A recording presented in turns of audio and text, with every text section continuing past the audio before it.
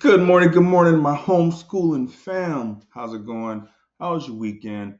It is Monday. It is 7:25 a.m. here in South Korea, and it's looking kind of gloomy. I don't know if it's probably supposed to rain today. Let's see. Let's check real quick. Check the weather. Let's check the weather. Let's see. It is no. It's just a little bit cloudy right now. Yeah, no rain today. Oh no, yep. Today we supposed to get rain. Okay, so that's why it's looking kind of dark and gloomy as I look out my window. But anyways, yeah. So today I want to talk about socializing our kids, right? Who that we homeschool. I know you probably hear it. I hear it all the time. People saying, "Well, what about the socialization of your child?" First of all, school ain't supposed to be fuck socializing. Let me make it clear. Your child's supposed to be going to school to learn about like subjects like math, science, literature, history, religion, depending on the school they go to. That's what you're supposed to be learning at school. You're not sending your child to go fucking socialize. Sending your child to go get education, right?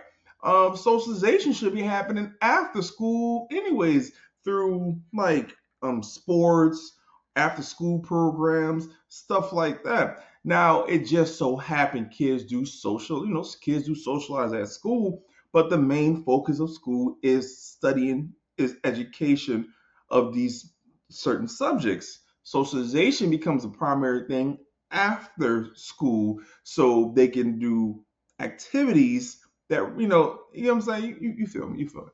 But yeah, you hear that all the time from parents, right. And here's the thing: when you are a homeschooling family, um, our jobs as parents is pretty much to be in charge of our child's education, but also be in charge of our child's socialization as well. So yeah, a lot of us understand this.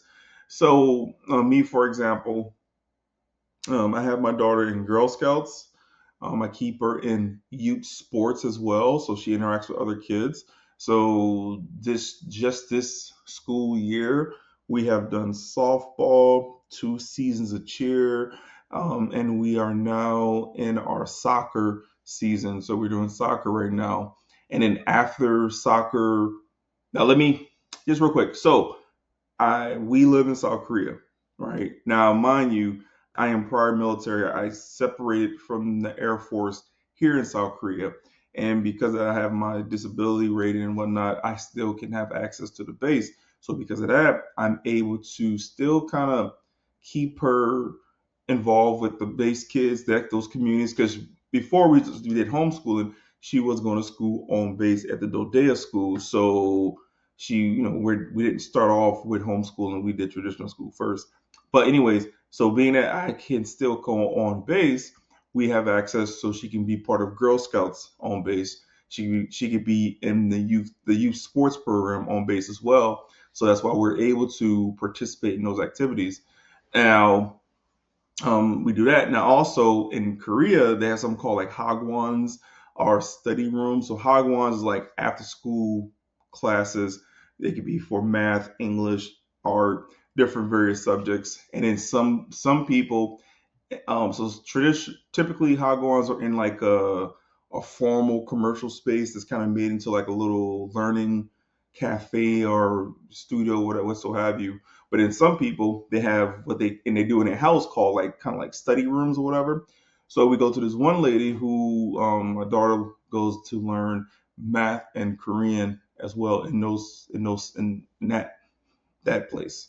Now, um, after we do soccer on base, I'm looking into putting her into soccer off base at a Korean, I guess I call it soccer club or soccer hall one, so she can because she knows Korean, but I want to put her in more situations where she has to speak it more since she is half Korean, but I want her to still be able to become more fluent in her Korean side. So right now I'm looking at put her into this soccer club off base after we do soccer on base. So soccer on base ends at the end of next month. So at the end of next month, so June, we'll start doing soccer, the soccer club off base, where there's a lot more Korean kids. So she's going to be forced to use her Korean more on a more of a. I mean, right now I have her going to the math and Korean like Hagwon 3 days a week, and there's other kids there, and she interacts with those kids. And then with the soccer, that's going to be 2 days a week. So she'll have 5 days a week of having to speak Korean while at the same time also speaking English as well. Because we still go on base, and she still interacts. We do play dates on base and whatnot. So socialization, right? Homeschool family people, we know this, right? We understand this. We know it is our responsibility, not just education, but to also socialize our children. It's just that I think with us being homeschooling parents, we have the ability to curate the socialization aspect a lot better. Because here's the thing: you send your child to school, yeah, they're socializing, but what kids? You know what I'm saying? Look, not every home is the same. I'm not even saying my home is perfect, but at the same time, we see how it is out here in these modern days. Some of these kids are on some other stuff. You know what I'm saying? You don't want your child to be socializing around them. I get it. I grew up in New Orleans. I understand that sometimes your kids might need a little bit of roughing so they can help them get strong, but they can get that through other ways, like through sports, other type of activities, Girl Scouts, where they're challenged and they become a little more, they can build their confidence and whatnot. Sure, you want them to learn self-defense, put them in martial arts classes. But that when people say that whole socialization thing, first of all, teachers are overstressed, right? I saw something yesterday, them talking about in a couple like Texas, Florida, California, and some other states, they're laying off teachers, right? Some teachers, there's not enough teachers right now. Like schools are becoming crazy, overpacked. Teachers are being overworked. You're starting to see 30 students to one teacher, right?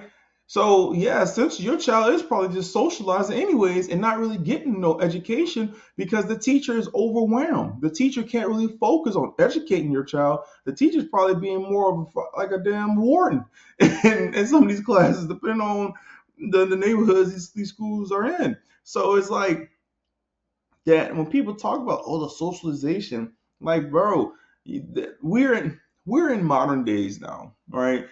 I know when I was growing up, the homeschooling community probably and resources was not nearly as abundant and accessible like it is in present day time.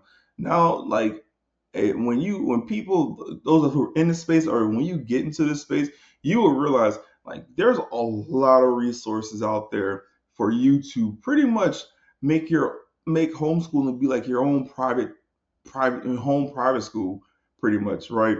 It's in and ultimately it's a better environment, right? Why overstress your child to a point where it makes no sense, right? But to each their own. But socialization, yeah, I socialize my child. Is there some and plus she's like first grade, 7 years old.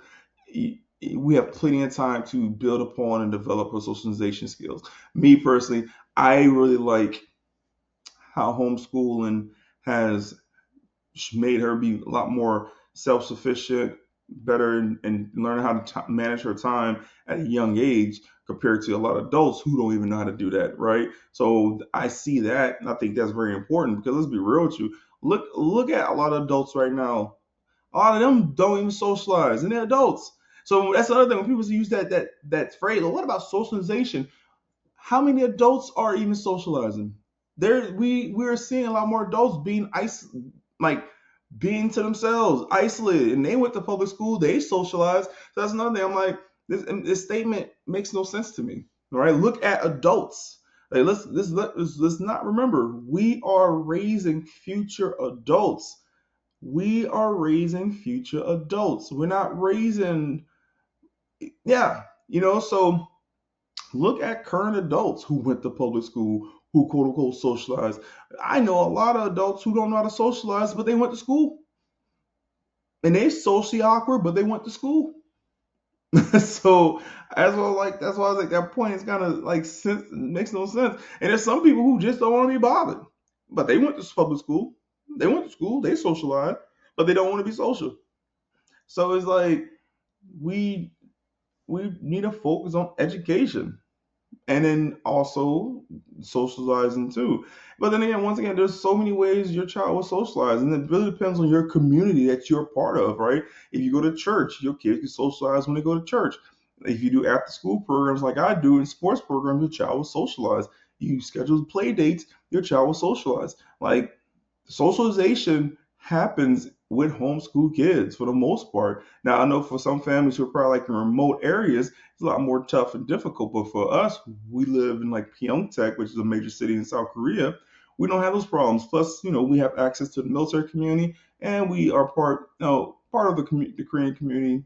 Not so much, mainly, but we're working it. I'm working it. We're figuring it out. Anyways, so yeah, that's what I wanted to speak on about that socialization of your child. Please comment below. What do you do? What are some things you do to plus if you do co-ops, right? That's something I think we're gonna probably get into for second grade. We're gonna try to participate in co-ops and here in Korea. So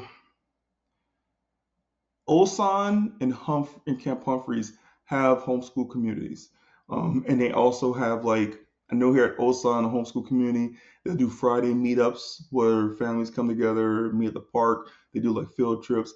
At Camp Humphreys has like a freaking solid homeschool co-op community. I mean, I look at their page, it looks like it's a damn micro school or something. It is amazing. Some days they do PT, they do STEM.